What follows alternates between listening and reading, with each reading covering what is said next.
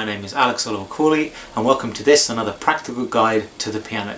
Now today what we're going to be looking at is an idea of taking passage work or scales and playing them as chords. Now why would you do this and what is, how do you do this? So basically anytime you're playing multiple notes in a row, if you can fit them all under your hand, as in, I can reach all three of those notes with my hand, I would just play them instead as a chord.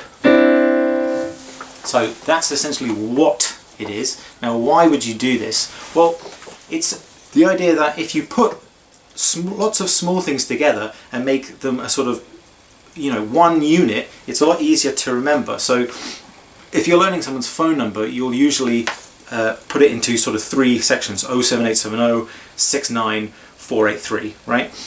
So it's just much easier on your mind, and you can, if you forget the first one, you can maybe remember the second one, and this helps a lot with playing, because if you're performing live and let's say you've forgotten this little section that you're on, it's much easier to then just jump to the next section, right? You've got large chunks of music that you've all sort of mashed together.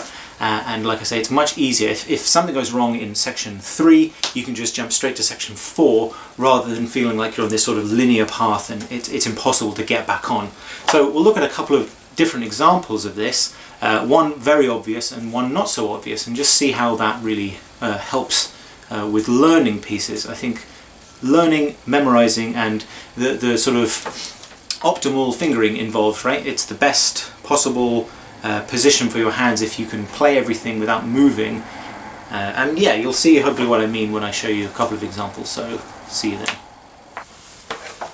Okay, so what we're going to do is we're going to look at a couple of different examples of pieces where you can use this technique.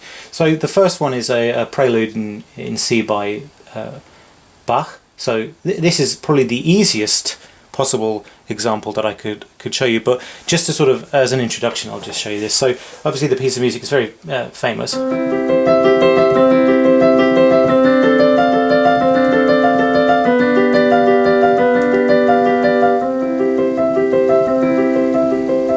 So straight away, hopefully that it's fairly obvious what you would do. You're just playing every single note at the same time, and this, firstly, it just helps you understand the harmony a bit better. That's obviously a C major chord. This is some sort of D7 chord, D minor 7, G7, back to C. And all the way through, you just have these sort of fairly straightforward chords, but it's much easier to spot them when you're playing them as chords, rather than one note at a time, right? So it's just a useful thing to do, especially in this piece. It's already kind of done for you, so I would start with this one to get the idea or the concept across. So how about later on in the same piece of music when you've got melody lines or passage work that it's not so obvious where the chord is? So you can do the same thing. So later on, right near the end,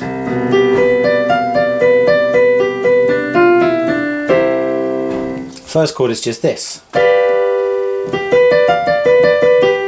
I don't have to move at all, so I can just play that as a chord, and then later on I change to 5.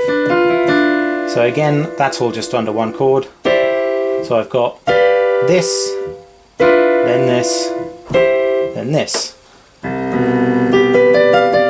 If I hold them all down, you can kind of see that, right?